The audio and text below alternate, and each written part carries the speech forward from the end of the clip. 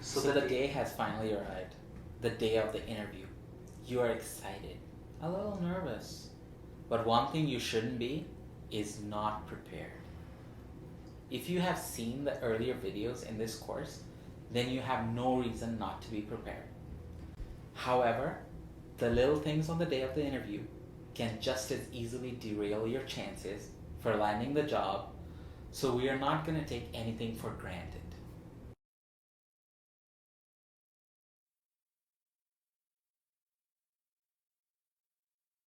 It all starts with getting dressed. Interviews are formal settings, and you have to be dressed up. No matter what their corporate culture is or what their employees wear to work, has nothing to do with you. They might wear shorts to work every day. It doesn't mean you wear jeans for that interview. You're not in yet. You have to look and feel professional on the day of the interview. You're going to wear a suit. Nothing more to it. You're going to wear a suit. Now, I will not go into the color, the cut, the color of the tie or the shirt or anything about the shoes, because all that doesn't really matter if you keep it on the neutral side. By neutral, I'm talking about anything which is not crazy.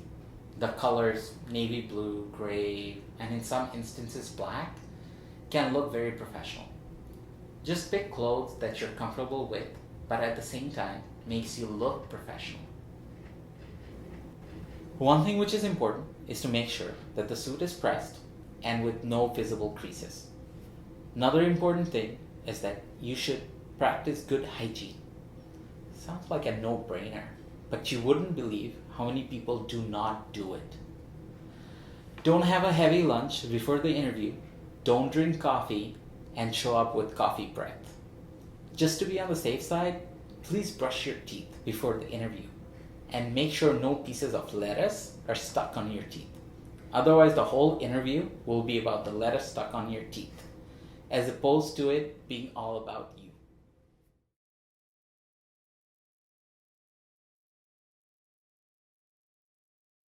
Everyone knows the importance of getting to an appointment on time, and it's extremely important on the day of the interview. If you show up on the day of the interview on time, then you're already late. Please, please, please arrive at least 10 to 15 minutes before. If your interview is at 11 a.m., then you should have arrived and checked in at the reception by 10:50. Arriving on time equals arriving late, and you do not want to be late.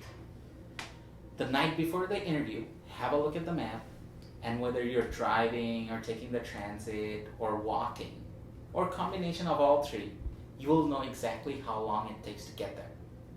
Factor in time for traffic, delays, unexpected events, and aim to arrive 10 to 15 minutes before.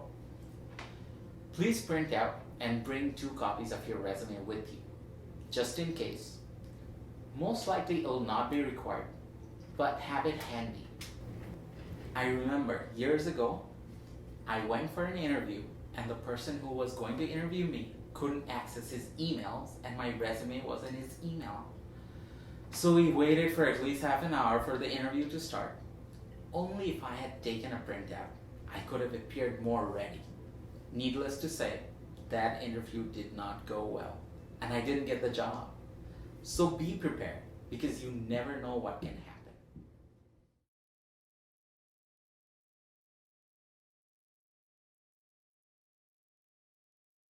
The first person you will meet from the company on the day of the interview will be the receptionist. Depending when you arrive, you may spend up to 20 minutes waiting for the interview to begin. It is to your advantage to make small talk with the receptionist. One thing I tell everyone, please do not confuse low rank with low influence. The receptionist probably has more daily interaction with employees than any other person. And in a small office setting, invariably the receptionist will provide feedback about her impression about you to the hiring manager. So you do not want to bother the person while they're working by launching into a long conversation. And you do not want to give her the impression that you're somehow better than her. It's a delicate balance. What I do is, first smile, say hi to the receptionist, very basic. Once you tell them the reason why you're there, you'll be asked to wait. While you're waiting, and if the receptionist is not busy, you may start a conversation. Keep it general and keep it short. I leave it up to you for the topic of the small talk. The most popular ones are weather, the traffic, anything general.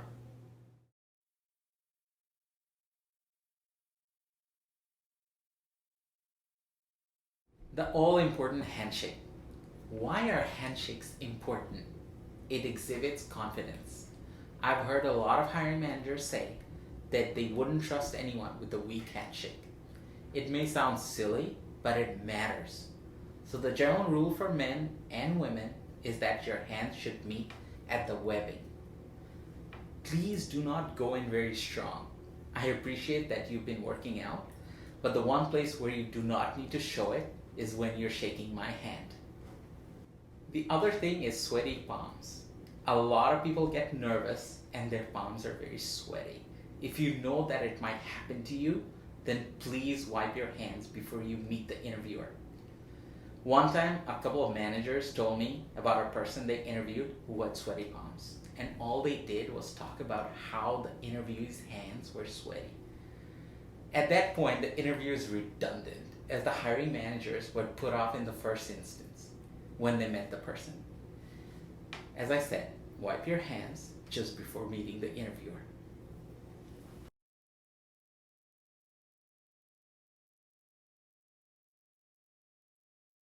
Now this is something which I asked many of my clients to do, and it worked wonders. The reason is because it was done absolutely right.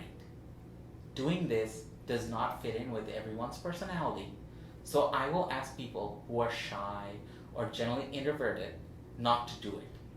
So who doesn't like presents? Everyone does. However, you don't want to appear like a blatant kiss ass. So what are the ideal things to bring? You can bring mini snacks or cookies or macaroons or donuts. Something which an entire team or the office might enjoy. In a smaller office setting, and if your interview is in the morning, then you can bring a dozen donuts and leave it with the receptionist by saying, well, I stopped by for a coffee on the way here and thought about bringing some donuts for the entire office. It creates a really good impression. You can go from a so-so candidate to a candidate with a lot of potential. If your interview is in the afternoon, then you can bring a box of treats for the interviewer and say, I really appreciate you seeing me this afternoon, and I brought a small afternoon pick-me-up for the entire team. Do this at the beginning of the interview. Your chances for landing the job will dramatically improve.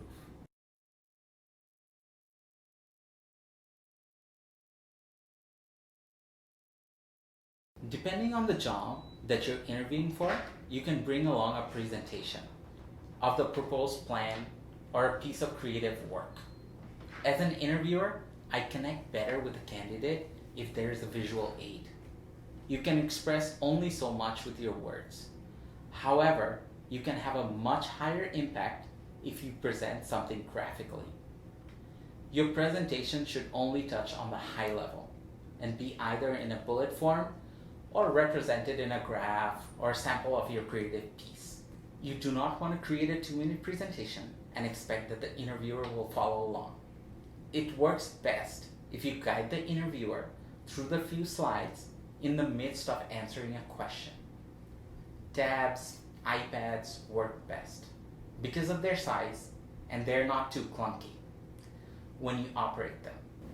Laptops could also work, but make sure you're running it on battery and not looking for an outlet to plug it in or asking the interviewer if you can connect it to a projector. This will disrupt the flow of the interview process. We want it to be seamless. So you prepare a few slides and you target a particular question. And when that question is asked, you just whip out your iPad and say, well, I prepared a few slides and I would really appreciate if you can follow along. If you do not have a tab or a laptop, then printouts work too. Create a few sets of the same printouts and hand it to the interviewer to follow along while you hold it up and point it on the paperwork which parts you're focusing on.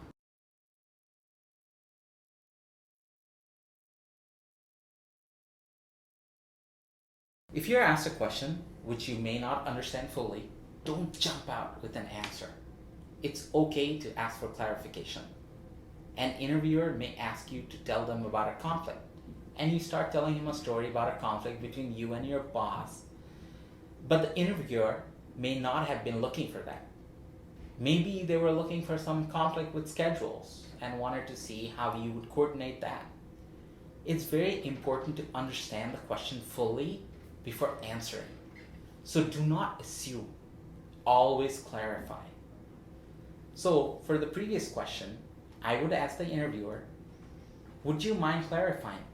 Do you want me to talk about a conflict of schedules or a conflict with my other team members? However, don't do it more than once in an interview.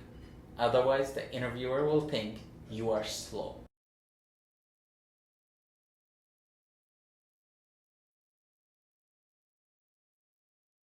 During an interview, the interviewer is in charge. They set the pace by guiding the conversation. However, you can take some control back. If they ask you to tell them about a time when something happened, for those types of questions, it's okay to ask for a moment to think about it. You can say, would you mind if I take a moment to think about it? And then count 5 seconds in your head while you're thinking of a situation and start replying. You can do this for questions you have a ready answer for as well. This way, not only do you take back some control, but you can also take a bit of a breather if the interview has been going at a rocket speed. Again, you can only do this once during the interviewing process. Doing it multiple times will annoy the interviewer.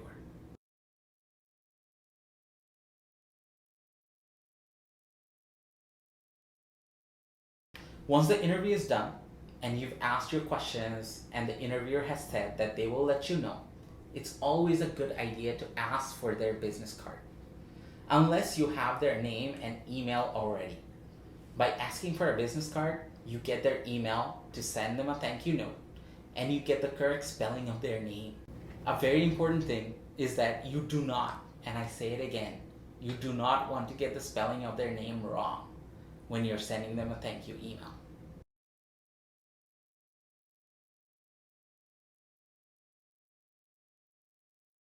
No matter how good or bad your interview was, you should send a thank you email to the interviewer the next day. I'm always on the side of keeping things simple.